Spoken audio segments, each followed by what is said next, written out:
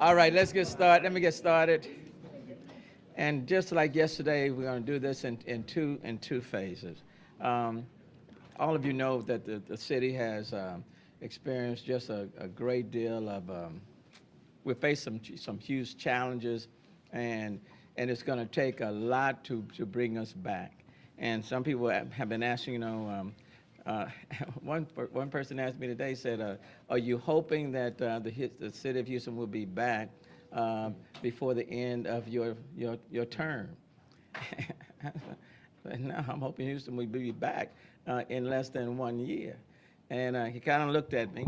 But let me tell you one of the reasons why I think we will be back within a year, if not less. And that's because of there are people in the city corporations and people that are just going over and above, showing their support and showing their support early. And we talked about one on yesterday. Today, I want to highlight three others. Today, I want to announce a contribution, for example, from Verizon to the Hurricane Harvey Disaster Relief Fund, which County Judge Ed Emmett and I, the county and the city, I should say, and certainly we have here standing today with Commissioner Rodney Ellis is here, State Senator John Whitmire, the chair of Public Safety is also here. Councilman, why are you standing way over there? I'm right here. Councilmember Brenda Stardick. But Verizon has gracefully stepped up to provide $2.5 million to that local fund. Krista Bourne is here. Krista, thank you so very much for being generous. And let me just say they are doing more than that as it relates to the affected region. I think their contribution may be as much as $10 million, but $2.5 million of that is dedicated to Houston Harris County. I want to thank you. Yeah.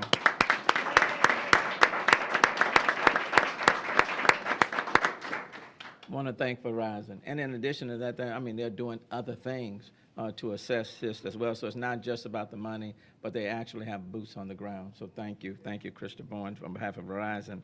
And then I also want to acknowledge Waste Management. Waste Management is represented by Jim Fish. Waste Management is contributing $1.5 million to the. And again, Waste Management is doing some things on the ground, boots on the ground as well. But their cash contribution to the city of Houston and Harris County is $1.5 million. Jim, thank you so very much on behalf of Waste Management for just being a very strong partner for the city of Houston. And then Gretchen Scher, where's Gretchen? Gretchen, you're over there. Of course, Gretchen is with the Houston Rockets organization, Les Alexander, and they have allowed us to use the Rocket, the Toyota Center, as one of our shelters, easing the flow on the George R. Brown, so we thank them for that. And then initially, Les Alexander had committed $4 million to the relief fund for Houston and Harris County. And then he came back after saying yes to the shelter, up that contribution from $4 to $10 million. And so we certainly want to thank the Rockets for their gracious contribution, and Les Alexander. So give it up to Gretchen Scher on behalf of the Rockets organization.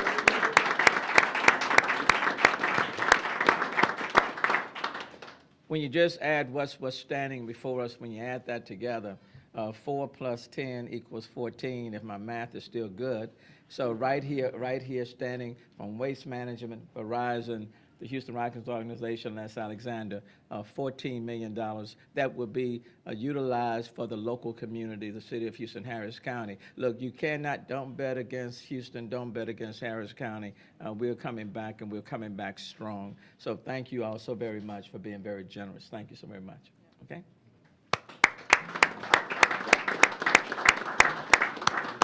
Now, let me get y'all to segue off, and I'm going to bring another group on. No, y'all stay. We're trying to get back to work, Mayor. We're going to stay here.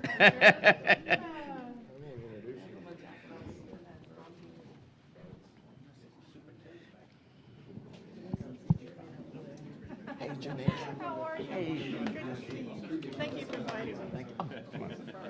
It's coming. Oh, good. All right, let me. This is the status update. You know, we didn't do it this morning. Kind of wanted to make sure that we're just not standing before you just to be standing before you, but to provide information, kind of tell you where we are. I have the opportunity to do an aerial view of the city of Houston today.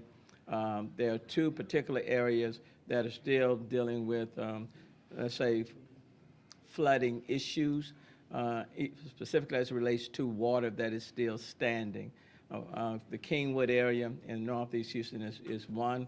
The Kingwood situation appears to be improving from day to day, so that's good news, but they're still facing issues in the Kingwood area. And then the other area is in West Houston. That area is from the release from the reservoirs. Those areas are still facing flooding challenges, and we'll deal with that in a little bit. But from the aerial view, you saw those two particular areas. But the rest of the city of Houston, at least from the parts that we were able to see, are drying out, and they're drying out, and they're drying out well. Traffic is returning to our streets, and we are turning the corner. I do want to announce that BARC will be reopening tomorrow for intake at 1 o'clock. So BARC will be reopening. That's good. The Houston Zoo will be reopening Friday, September 1st, and I think they're doing their reduced fee of just $5. So the zoo will be opening tomorrow at 1 o'clock, and the discounted price for entrance is $5. I want to bring up someone who we've not had before you. We know that the port is #1 in foreign tonnage. It is vital not just to the city of Houston and Harris County or to our region, but the port is vital to the entire country. Matter of fact, they get traffic from all over the globe. And today we have the chairman of the board, Janice Longoria, and I've asked her to come to provide us with a status report. Janice. Thank you, Mayor. I'm so pleased to be here today to provide an update on Port Houston. But first, let me begin by saying that as we recover at Port Houston, we keep all those that have been negatively impacted in our thoughts and prayers. And many I might add, are employees at Port Houston that have also been devastated. The Houston Ship Channel, as the mayor indicated, is the busiest waterway in the nation, supporting one of the most productive ports in the nation, and supporting the largest petrochemical complex in the nation that supplies a significant percentage of refined petrochemical products that drive our nation. So it is essential to our economic security and our energy security. So of course, it's very important that we get back to business as quickly as possible. That's a message that the mayor has underscored over the last several days, wanting all of us to get back to business. So let me give you an update. The captain of the port, Kevin Odett, of the United States Coast Guard, has opened the channel to commerce from Galveston to Morgan's Point and into Bayport, restricted to daylight hours at a 37-foot draft. However, significant inflow of floodwater from Buffalo Bayou and San Jacinto River into the channel is creating very swift currents that make it unsafe to bring vessels into the Bayport Container Terminal. Our port industry partners, along with the United States Coast Guard, are continuing to monitor the situation daily. Captain Bob Sheeran of the Houston Pilots is reviewing the currents in the channel and at the Bayport flare every day. Once that current is reduced to a level that makes navigation safe, we will be able to bring ships into the Bayport Container Terminal. In the interim, while we're waiting to do that, under our Executive Director, Roger Gunther's leadership, we announced today that we at Port Houston are going to open our doors for business at our container terminals to begin the receipt and the delivery of containerized cargo so that when the channel is opened, we are ready to load those containers onto ships and to get them out of our port. It also, in opening our port, for business. It, of course, underscores the message that we have heard repeatedly from Mayor Turner about getting back to business and resuming normalcy. So we're very pleased to do that. Our Bayport and Barbers Cut terminals are going to be open tomorrow. Starting at 7 a.m., they will be open to 5 p.m. for the delivery and receipt of containerized cargo. We are open for business, and thank you, Mayor Turner, for your leadership. Thank you. Thank you. Look, let me thank the chairman of the port. As we know, it's vital. We're getting it back up. Thank you, Madam Chair, for the work that you all are doing.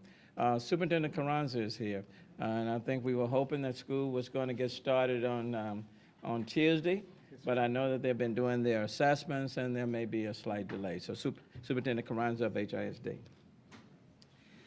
Thank you, Mr. Mayor. So just an update for all of our residents. We have 218,000 students and another 31,000 employees in our school district. We also have about 300 facilities, which are school facilities and district facilities. Because of the floodwaters, we've been able to inspect, as of this point, approximately 200 of our facilities. So we have 100 to go. We hope to have that inspection done by later this evening or first thing in the morning. To this point, what we've found in the inspection of our facilities, I've been out there with our folks, is that there is not one of those buildings of those 200 that hasn't been touched in some way, shape, or form by floodwaters. Some of the water intrusion has been very minimal. In other buildings, approximately 14, it's been significant. Standing water in the buildings. We've also had roof damage to many of our buildings and just power issues with some of the buildings as well. Given that assessment, the prospect of bringing students into buildings that are not worthy for educational purposes, we announced today that school will start on September 11th, which is Monday, September 11th. We hope to have our facilities in shape by this Friday, or next Friday, which is September 8th. So teachers, your first day is September 8th. You'll have a work day. And then on Monday, the 11th, we hope to have students back in classes. With that, there will be a number of alterations to this year's school year, not the least of which may be that depending on the condition of our facilities, we may have some campuses that we will co-locate with other campuses while we're doing remediation work at those facilities. We are also ensuring that we will have a full complement of crisis counselors so that when students do come back, they will receive the support that they need based on whatever trauma they've experienced over the last few weeks. I'm also very proud, Mr. Mayor, to say that the Council of the Great City Schools, of whom we're part of, 60 largest urban school districts in America, our sister school districts across the country are also identifying crisis counselors in their school districts. Should and if the need arises, they will come to Houston to help support not only our students, but also the caregivers to our students, our teachers and our counselors, because we know that they've been impacted as well. So on all aspects, physical and social emotional, we're going to be ready to go on September 11th. We want you to be sure to check our website because we're giving tips for parents in the interim of what you can do to start that learning process as we go forward. But one thing we want to say to everyone is please, at this point, follow all emergency announcements. Do not come out into the schools unless we've invited you to do so. There's going to be an awful lot of traffic, an awful lot of work happening at our schools. We want everybody to be safe so we can see every one of those 218,000 students on September 11th. Thank you, sir. Let me thank the superintendent. We want things to get back in operation as soon as possible, but we want us to be safe at the same time, especially for our kids. So I think we all understand that. And I went in the closet the other day and I found my hammer and toolbox. So I'll be out there doing what I can with some of your schools. You're looking at me like y'all don't believe me. All right, with regards to fire, I know the firefighters been out there, 24/7 trying to make it happen. Chief Pena. Thank you, Mayor. If I may, before I begin with my report, I'd like to thank the mayor for his continued leadership and positive message of community and resiliency and grit. We took a reconnaissance flight this afternoon, and it was encouraging to see people walking, traffic on the highways, and people actually doing work and trying to get back to their homes and doing the work they need to do to recover from this devastation. So for that, Mayor, thank you. Thanks. So fire department stats, since the operation began on Saturday, the Houston Fire Department has responded just shy of 16,000 calls. Over 7,600 of those have been water rescue or water-related incidents. As of today, midnight, 800 calls is what we've received for service, and only 22 water rescues. So they're steadily diminishing. We do continue to effect certain rescues, but at a much smaller scale.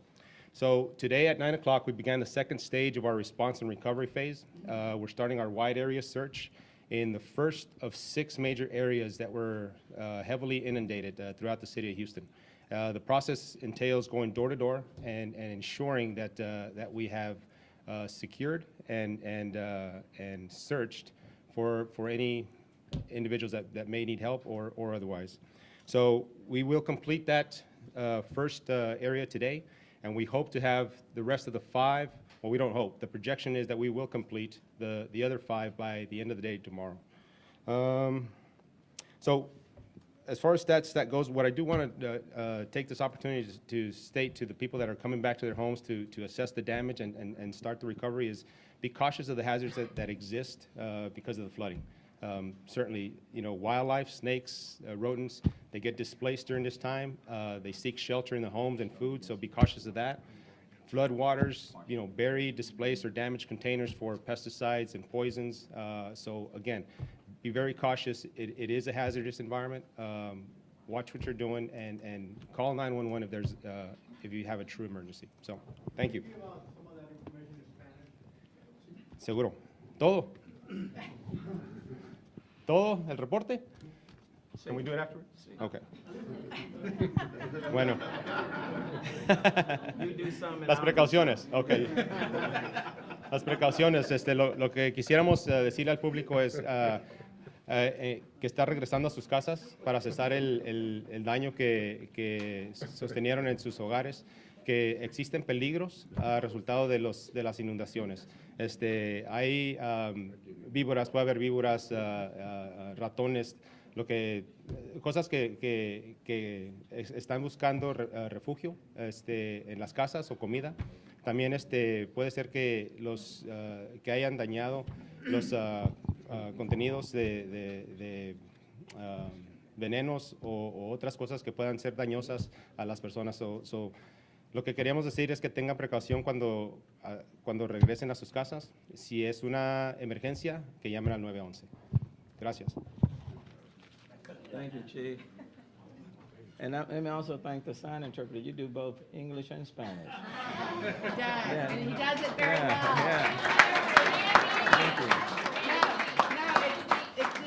No, it's this. Okay, and then with respect to police, and again, they've been working 24/7 as well, and so I want to thank them for their service. Chief Satterwhite. Thank you, Mr. Mayor. And I'd like to open and start by echoing Chief Pena's remarks about the mayor. I was also on that flight along with Chief Acevedo this morning for the overflight, or this afternoon, and Chief Acevedo said something that we all agreed. We have the right leader at the right time. So thank you, Mr. Mayor. So about statistics. Last night, from 1800 hours or 6 p.m. until 6 a.m. this morning, we had 69 total arrests.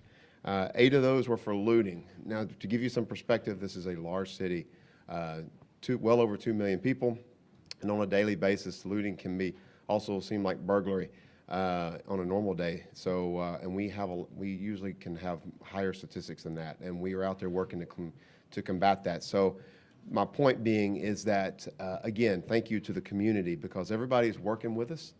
People are staying off the roads unless they have to go onto the roads. They're not, and so therefore they're less chance of them becoming victims to any predator that might be out there. And it's also a whole lot easier to identify the people that are out there to do bad things. So thank you in advance to all the public for working with us on that. As of the report earlier, we only had 55 calls holding in the city. Again, large city, that's good. We're still knocking those down. At one point, we were down to 8 calls. So, and calls are steadily coming in, so you can imagine, but we're on top of that. To date, since August 25th at 6 p.m. when we started our first operational period, when we knew the storm was coming, we've cleared about 27,665 calls for service. The rescues, we did from 6 p.m. last night until 11 a.m. this morning. We rescued an additional 18 people, 3 high water rescue missions, but overall the numbers are going down significantly. We still have challenges out on the west side, like the mayor discussed about with the flooding out there. Kingwood is better, and most of our operations for rescue have moved out west. Missing persons, we've got a lot of requests about questions about missing persons. We received about 30 missing persons reports since the storm began. We have cleared 11 of those already. We still have 19 cases that or persons that we are looking for. Now, that doesn't mean the worst. What that means is a lot of people are displaced. They're in shelters, or they may be with friends, and a lot of ways where they might normally communicate, which would be cell phones and all those types of communication, aren't working for them right now because they lost those types of devices during the storm. So it doesn't mean the worst, and we'll continue looking for those individuals, and as we find them, we relocate them or reunite them with their family members and their loved ones. And so we are hopeful and remain confident that we will locate everybody at some point, and hopefully the outcome will be good for all. I want to make one point of clarification Chief Acevedo wanted me to talk about. There was a report about Homeland Security investigations agents that were working in the Kingwood area, and whether or not that we had people that were impersonating law enforcement, Homeland Security investigators, agents, or not. And after further looking into that, we discovered that it was, I think there was a report of an agent up there. It was a Homeland Security investigations agent that was working that area. But understand that our Homeland Security Investigations department is working with us on rescue and taking care of people. Nothing else. That is their goal is with us today, and I know that they have about 240 agents assisting us, and they're working through FEMA. But their whole goal is to help get people to safety, to take care of people, and that is what they're out there doing. In terms of, and I will caution though everybody that when people come knocking at your door and that aren't very rarely identifiable as police, to ask to look at their IDs to confirm, and there'll be clear markings and IDs that state that they are the police. And if you're still not sure, you can call us and we'll verify for you whether or not it is a person that is truly representing a law enforcement agency and there to help versus potentially somebody there to try to take advantage of you. So feel free to call, but there should be some readily markings on them to pay attention to and to clear that up. And with that, I will close, Mr. Mayor. Oh, one last thing. Roads. We still have a lot of roads closed. We still have some freeways closed. If you do go out, please be mindful of that. Water, it looks like, especially in dark, water looks like a road. You can't tell the difference in the dark, and you could end up still running into water, and it could ruin your vehicle, or God forbid, worse. So please be careful about being out on the roadway. Thank you. Yeah, let me remind people if there are barricades that are up, please take notes. Don't try to go around the barricades. They're there for a reason, they're for a purpose. With regard to shelters, the number in our shelters are continuing to go down. And for example, at M.O. Campbell, it had reached as many as 2,000 at M.O. Campbell. That number is now down to less than 500. And so as a result of that, with ample space being at the NRG, those individuals are being transferred over to the NRG. And then with respect to the George R. Brown, at its peak, it was at 10,000. That number is now down below 8,000. And the number at the Toyota Center is decreasing as well. And so probably towards the end of tomorrow, we're going to consolidate the people at Toyota Center and transfer them over to the George R. Brown. All of this, of course, would not be taking place with all of these shelters and everything else without the support and the assistance of Metro that has done just a yeoman's job. Certainly want to thank Metro for just being highly efficient and effective and cooperative Karin Patman from Metro. Thank you so much. Well, I'm glad to report that tomorrow we will have doubled the number of bus routes running to 40. The Red Line rail service will be extended. Oh, and by the way, Mr. Mayor, one of those is in fact the Acres Homes route. Thank you, folks. Absolutely. I was going to say the 44, but he always corrects me. That's the FOFO. The Red Line rail service will be extended from Fannin South to the Burnett Transit Center, and we'll have bus shuttles all the way up to North Line. We will have bus shuttles along the green and the purple routes. Those will still be, the rails still won't be going, but we'll have the bus shuttles. And then the park and ride goes up on Tuesday. We're still evaluating the HOV, HOT lanes, but right now, service on those is still suspended. We are gradually increasing Metro Lift service, and so if you want to go to our website, www.ridemetro.org, to find out the status of all of these services, please do so. That's the best way to keep up. And then, of course, we continue to support security and shelter operations. I had a wonderful experience today. As part of my role as chair of Metro, I've been doing some troubleshooting for other issues as well, and the mayor asked me to go out and check on all the great work being done by the Second Baptist community. So I met with Dr. Young and with Tony Richmond and David Dixon and just a whole team of people that have marshaled. They're volunteers, they're getting in food, they're ready to go help people rebuild their homes. And it was really, I'm naming just a few of the services they provided, but it was a real blessing for me to see that. And of course, it's representative of the heart and the love that's being shown all over Houston for our fellow citizens. So I just wanted to share that with you. Thank you so much. Thanks, Chairman. Let me also say, of course, we did the area review. One of the areas that we really wanted to see was West Houston, and know that with the release of the water from that area, homes that did not flood as a result of the storm are being flooded as a result of the release. Can certainly understand people's frustration with regards to what's happening there. Steve Costello has been talking with the Corps of Engineers on an ongoing basis, daily basis, sometimes several times. I know I visited directly with the Colonel of the Corps of Engineers today, wanted to know how long they would be maintaining that level of their release, and essentially saying let's not do any more than what we need to do. So everyone is very, very, very sensitive to that issue. But Steve, come on, why don't you speak to it? Thank you. One of the things I do want to remind everybody is don't pay attention to social media. Please reach out to the people who have all the information. All the district council members have been calling the office and calling me directly to get the correct information. And in particular, we are obviously a little disconcerted in the fact that we still have flooding going on in Kingwood area, and we have flooding going on in District A and District C, District G around the reservoirs. The good information about Kingwood area is that the water levels are declining.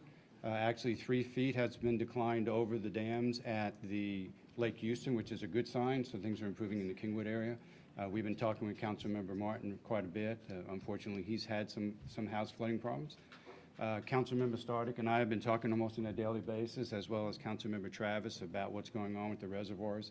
The advice, or what we were told today by the Corps, is that the reservoirs are fairly full, particularly Barker is about 80% full at the present time, and Addicts is a little over 100% full. We still have some what we call uncontrolled spillway going into a ditch alongside the reservoir.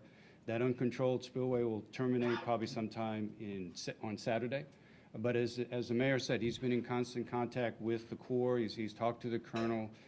They have assured us that they're going to be monitoring this. We want to lower that discharge as quickly as possible because we're impacting quite a few people on the west side. Thank you, Mayor.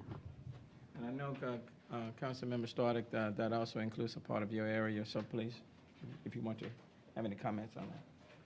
Thank you, Mayor. I didn't have anything prepared, but I want to let everyone know in West Houston, I've been out in the field. I've gone up on the dam. It's not good. I've talked to our police officers that are actually at Derry Ashford. They've watched the water line come forward and recede and then come forward again. So I am continue to be concerned.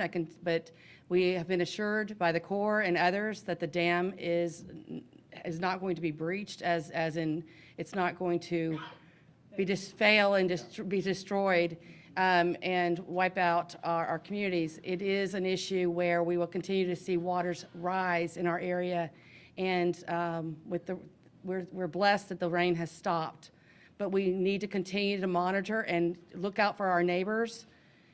And after dark comes, I want to make sure that if you need alerts in your area for your prized possessions that may be drying out while you're away or while you're there, feel free to contact my office. We're checking our voicemails along with my colleagues, and we'll be happy to help, with alert slips and other things. But we are here for you, and then you're always welcome to contact me in West Houston, in District A, Inwood, Spring Branch, Sherwood Oaks, Energy Corridor. I'm naming those because they've already had the impact. It's not that there's more to come. You just need to continue to monitor the rise in the water. It's not that there's going to be a disaster on that dam. I need you to stay as calm as possible and stay with the facts. We care. I care, and if I know of any danger coming to you, I will get in front of the mayor and make sure you know about it. Thank you. Two more brief subjects, and we'll open it up. On power, Floyd Blanc and Centerpoint has just been a vital partner on so many different levels, not just in terms of getting the lights back on, but assisting us as well on things that are impacting even the City Hall itself. So, Floyd. Thank you, Mayor Turner. CenterPoint Energy recognizes how important electric service is in our daily lives. We use it to power equipment that helps us to be comfortable, power equipment that helps us to stay safe, power equipment that helps us to stay informed and aware of what's going on in the world around us. So we continue to work 24/7 to get electric service restored. On yesterday evening, I reported that the outage count was down to 75,000. As of this afternoon, we're down to 37,000 customers without electric service in a system that has 2.4 million customers. So nearly 99% of the customers have electric service. The 37,000 that remain without electric service, we're on it, and we will stay on it until we get your service restored. 14,000 of the remaining outages are adversely impacted by flooding conditions, and we have difficulty getting to the area to repair those damages. We know exactly where it is because, again, we have the smart grid operating. That's a system-wide story. We know you want to know about your neighborhood. So today we activated a neighborhood channel. We have 12 regional offices that cover 5,000 square miles, and you can go to centerpointenergy.com/storm center. centerpointenergy.com/storm center. You have to spell all of those words out completely. Click on the View Storm Updates Your Service Area tab, and you'll find information on what's going on by zip code in your area. CenterPoint Energy has internal names for these operating regions, such as Baytown. That includes the city of Baytown and the surrounding area. And in the Baytown region for CenterPoint Energy, a total of 27,000 customers have been without electric service across the course of this event. That number is down to less than 400 in the Baytown region. You can go and find the zip codes and see what's going on in your area. You can see where water is hindering the restoration effort. We have an area called Greenspoint. That's a lot bigger than Greenspoint Mall. 140,000 customers have been impacted by a loss of electricity in that area. That number is down to 6,300 remaining in the CenterPoint Greenspoint area.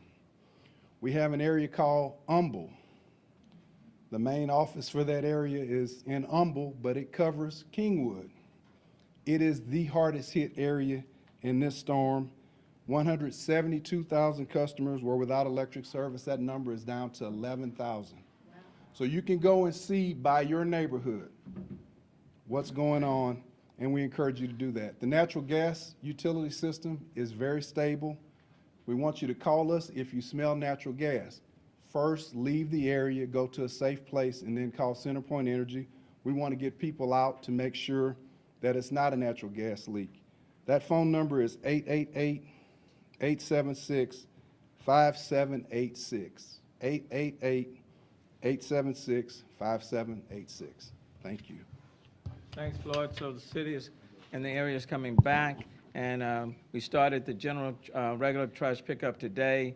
We started doing the heavy trash pickup on yesterday. We're going to be constantly ramping up, but getting people's homes rehabilitated or rebuilt, getting people out of the shelters and back in their homes, all of these things cannot be done without the assistance of FEMA. Red Cross is for those immediate conditions, and then they hand off the baton to FEMA, and we need FEMA just in a major, major way. That's just being straight to the point. We need them, can't get it done without them, and quite frankly, we need it done like yesterday, because right now, people understand the conditions, but they're going to want to get back in their home and move forward, and we can't do it without FEMA. And I got my good friend, my good friend. I mean, he and I are just like brothers, We're just that close, and we're going to stay so close.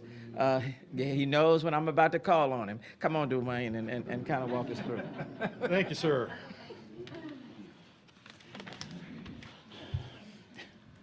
Good evening, everybody.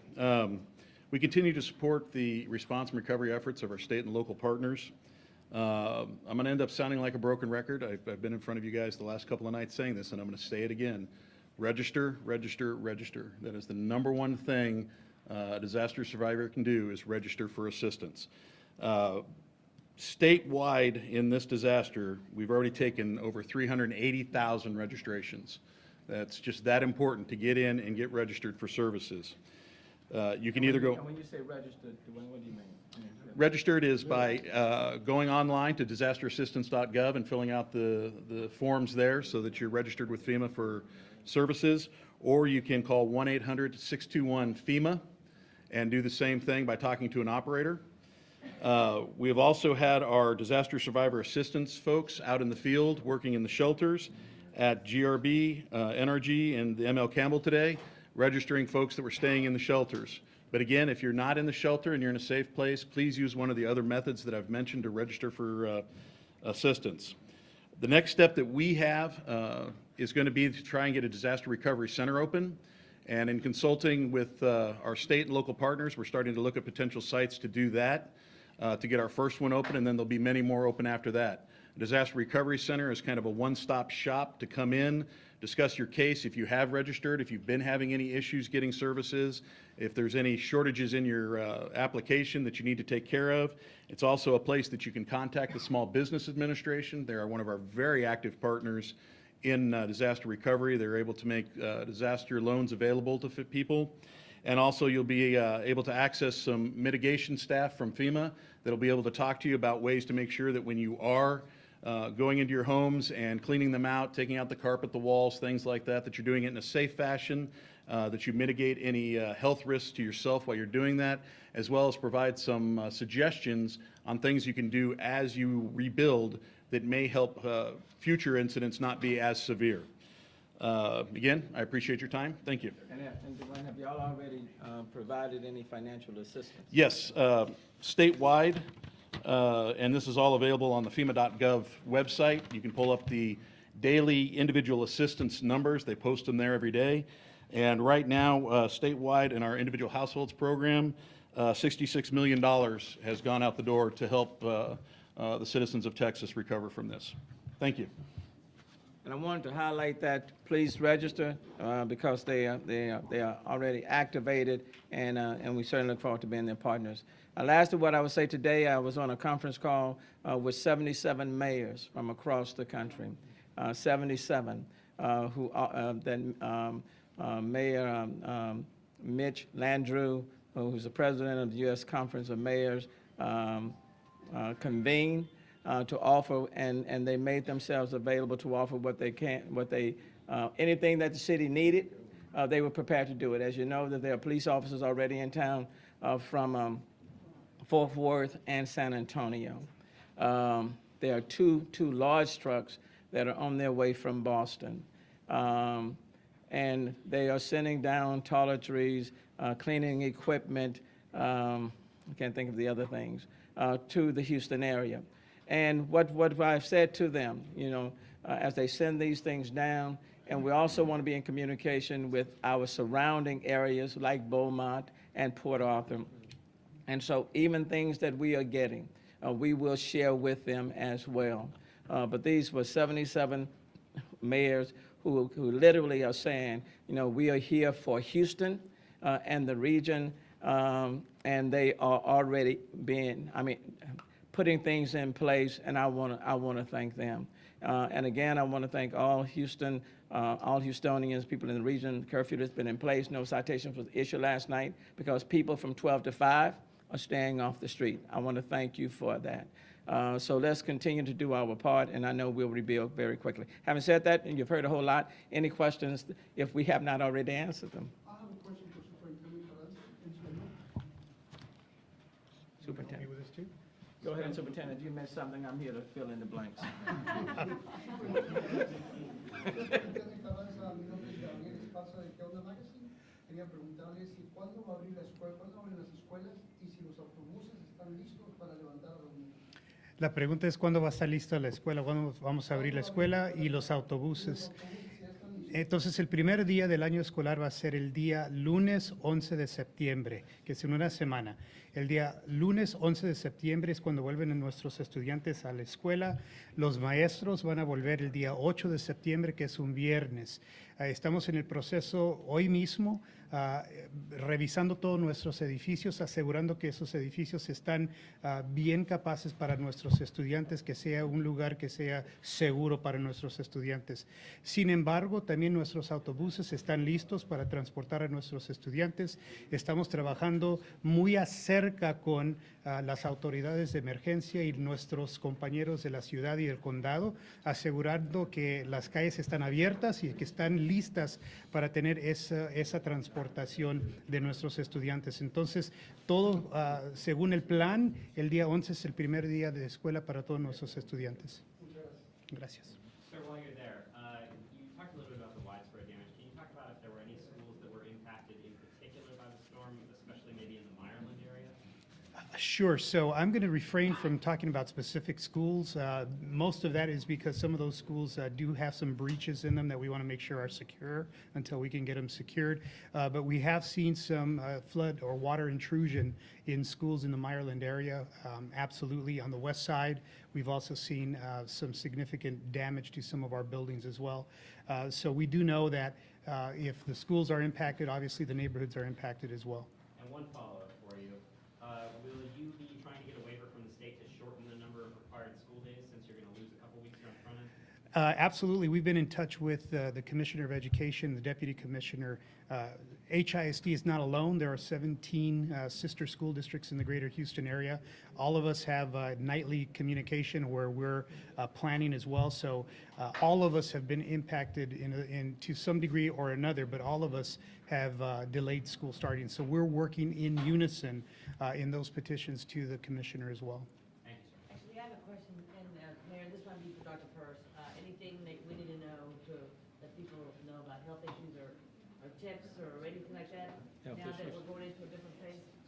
Yeah, thanks for that question. Pretty broad question, but a couple of things. One is I want to piggyback on what Fire Chief Pena said about being careful as you're re-entering your homes. In some places where the water still is, there are dangers or anything, like potentially a missing manhole cover or something like that, so you can stop and get hurt. The water is dirty.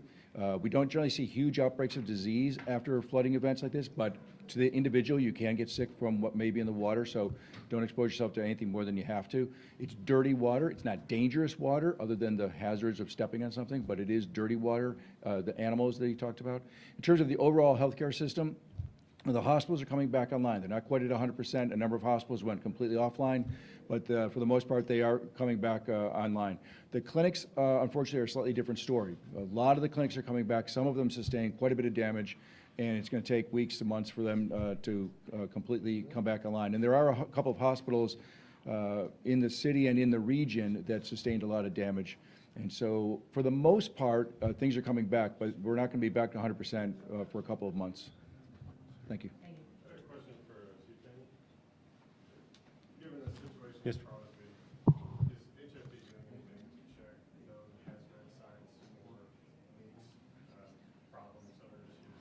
So right now, our response profile is based on reports. Certainly, we are, part of the plan will include to check critical infrastructures if we need to.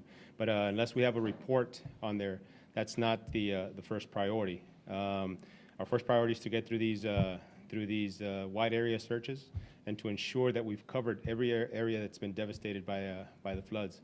You know, and again, I want to thank the firefighters who keep working out there, even those that have experienced damage in their own homes. So, you know, credit to them and the public safety, first responders, police officers, and everybody. But certainly, you know, my firefighters are important to me, and I want to acknowledge their work. So. One other question. We saw one of the deaths related to the storm was a man who was electrocuted by a wire in the water. Right. Anything you can tell people about avoiding the risk of that, noticing something being wrong? Exactly. So as the power comes on, and you know, CenterPoint is doing an excellent job of getting the service back up. It's a flood zone. It's a disaster zone. So there are going to be some inherent dangers in these zones. The electrocution aspect is something of concern. We're taking certain precautions as we approach these scenes. In that we have sticks to measure any electricity present in the water. So I can tell you that the areas that we've already searched have been cleared from our perspective. But certainly, you know, as you approach your home, look up. If there's wires touching your house, then the chances are that there can be an electrocution hazard. Certainly, if there's standing water, be cautious of your surroundings, because that's always a hazard. Any other questions? Yes. Given the traffic you've seen out of the shelters, do you have any sense of how many people have tried to return to their homes at this point? Do you have any worries about people being premature in trying to go back to their homes based on conditions at this point? You know, and based on the area view that we did today, most of Houston appears to be dry. Okay, and that was reassuring. There are several areas that caused. But there's still a lot of water, the Kingwood area being one, the West Houston being another, and then right around, I think, I-10 Normandy area in Northeast is another area. But most of the city of Houston is now dry. I do want people to exercise caution if they let's say, leaving the shelters and returning home, or if they were sought lodging someplace else and returning home. They just need to be extra careful when they are returning. But I just, you know, there were some who said most of the city of Houston is underwater. That's not the case. Most of the city of Houston is dry. But do exercise extreme caution when you're returning to your home. Okay. We've got a couple questions on the storm relief fund. My understanding is that residents of the community who lack acres can't benefit from a lot of FEMA programs, or at least some FEMA programs. Is there any sort of discussion about directing a disproportionate share of the relief funds to those folks? What sorts of... Mike, we haven't gotten to that level of detail. I will tell you that when we had the storm last year, we used the relief fund. Well, number one, we worked through nonprofits, and then nonprofits kind of directed those funds to where they thought was best. But even if you don't have the documentation, Dwayne, you want to kind of address that for people who, how you all handle that situation? Obviously, as people were evacuating, they may not have had the time to grab all the proper documentation. I mean, who does? We want to get out, we want to get out alive. FEMA will work with individuals that are having difficulty finding titles to their cars or their homes or whatever, any of those documents that we might ask them to have. They will work with them and try and find alternate methods, either through state agencies or whatever, to prove identity, prove ownership, things like that. It's just not cut and dried that if I don't have this, I don't get something. We work with everybody to the best we can to get things done. Well, obviously, I was referring to immigrants who look like papers, who haven't known folks in our community. Again, I would defer back to the mayor for any questions about the fund. Thank you. I will tell you, and I envision. While you're there, I mean, if there are FEMA programs that folks without citizenship papers Anybody that was living in the city and was impacted should go ahead and register, and then determination can be made after that whether or not they're eligible. And I will tell you that the benefit of the relief fund is to somewhat fill in the gaps, what people can't receive from FEMA. The relief fund is intended to fill in the gaps through the nonprofits. For example, there was a mother that was in the shelter that I met, and she's a renter. She has 2 kids, and her concern was, Mayor, what if I don't qualify for FEMA? One of the things that we did last year, working through the nonprofits, they filled in the gaps through the relief fund. None of the dollars for the relief fund will go to governmental entities.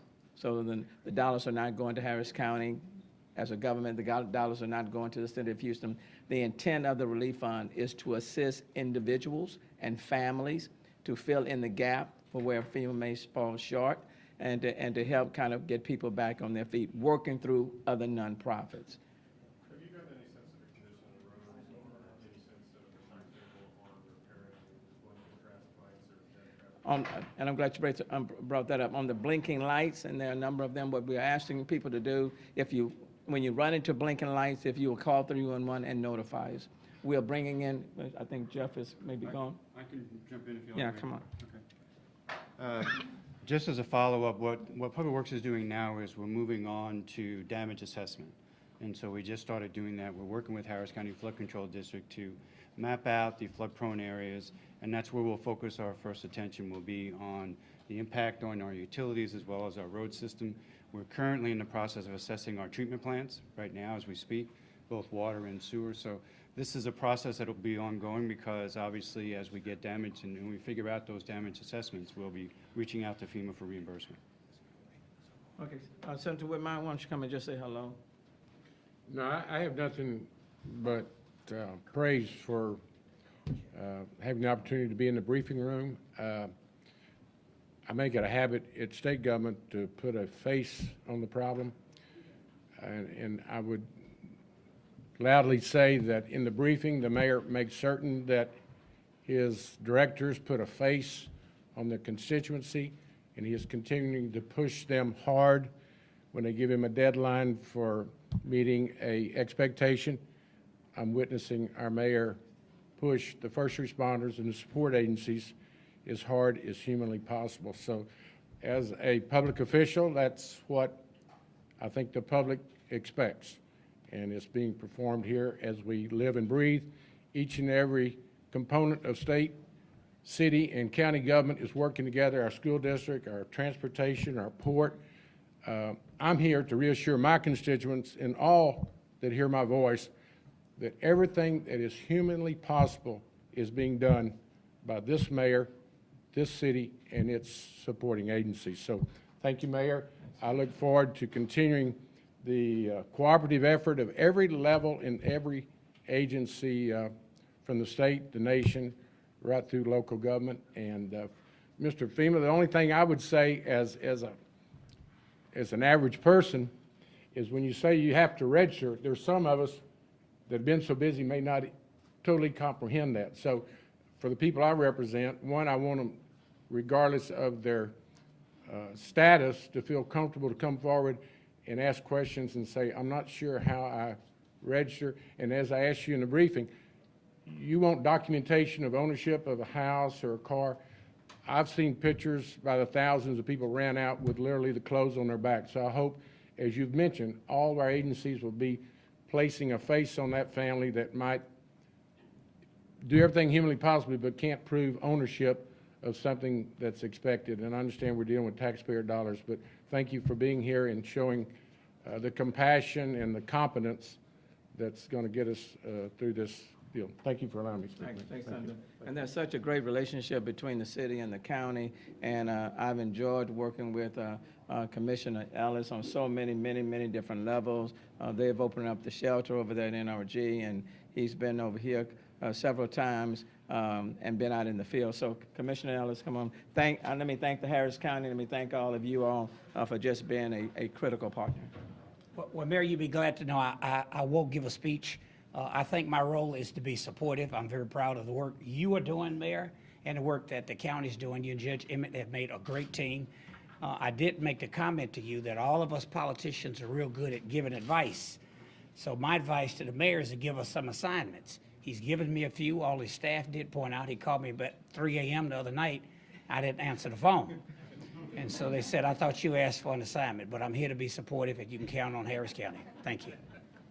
Let me add to that. He didn't answer the phone, so we called his wife. And I was at home. And she did answer the phone and then gave the phone to him. So, look. Mayor, I wanted to say one thing. I just want you to know, all of us, you're doing a phenomenal job.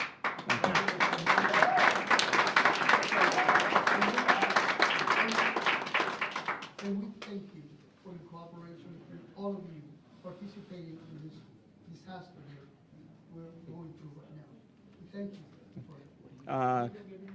No habla, no. Yeah, because no habla inglés, solamente español. Sí, sí. Thank you all.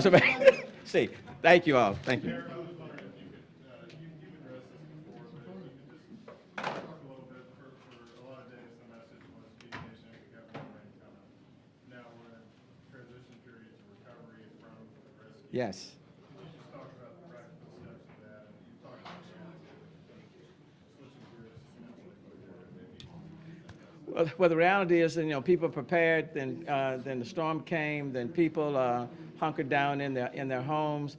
Some people went to the shelters during the storm, shortly before, during, or after the storm. And now the process is, and the city came to a halt. The city came to the halt. Now we have people in shelters, and the goal is to reduce that population as quickly as possible, and that is already taking place. People sheltered to get out the elements, but for those who have places to go, homes to go to, friends or relatives, they're doing that. And we see that in the population that's dropping, for example, at George R. Brown, 10,000 at its peak, now under 8,000. At M.O. Campbell, 2,000 at its peak, now down below 500. Those are pluses. We're closing tomorrow evening Toyota Center, consolidating that with the George R. Brown. So those are all pluses. There are traffic now that's on the road. The traffic is moving. There are two major areas where we're still dealing with water problems, but by and large, the city of Houston is dry. The Astros are playing their baseball games, doubleheader on Saturday. They're inviting many of the people in our shelters to come to the game, so we're playing ball. Metro has resumed its service. Regular trash pickup has begun. A lot of people will be putting things out in front of their houses, and so we're moving aggressively to pick up debris. I've talked to FEMA many times. They know I place a high premium on trash pickup. Let me add, do not mix your regular trash with the debris from your homes. Don't mix the two, okay? Because that will hurt our efforts with FEMA. So you have to separate your regular trash from the debris from the storm that caused the damage from the storm. So don't do that. Business community is stepping up in an amazing way. The spirit of people is high. We did a walkthrough through one of the shelters today. It's amazing how people were just had such positive spirit. What I've consistently said is that this city is going to rebuild itself. We're going to do it in short order. The goal that I have set, a year from now, barring any other storms, let me put that caveat in it, but a year from now, when people come and they look at the city, they are not going to see any signs of Hurricane or Harvey having come this way. I don't think I know. We're going to be stronger. We're going to be more competitive. I'm encouraging conventions, conferences that were scheduled to come to the city of Houston. Don't cancel out on us now. Don't cancel out on us. We will be ready. Hotels will be functioning. All of the restaurants are starting to open again. Thank goodness for that. Restaurants are opening again. So all of the things that we would have been able to provide, people who are coming to our conferences, conventions, sporting events, entertainment, you name it, don't book, please come. There's no reason for you for you to cancel out. So I'm excited about where we are. This is a city that's always dealt with challenges. We dealt with them in a very positive and a strong way. So, Mike, I could go on and on and on. I know you don't want me to go on and on and on. So, but the point is, the city of Houston, and let me just speak into all of the cameras, the city of Houston is open for business. And quite frankly, we're open for business right now. Okay?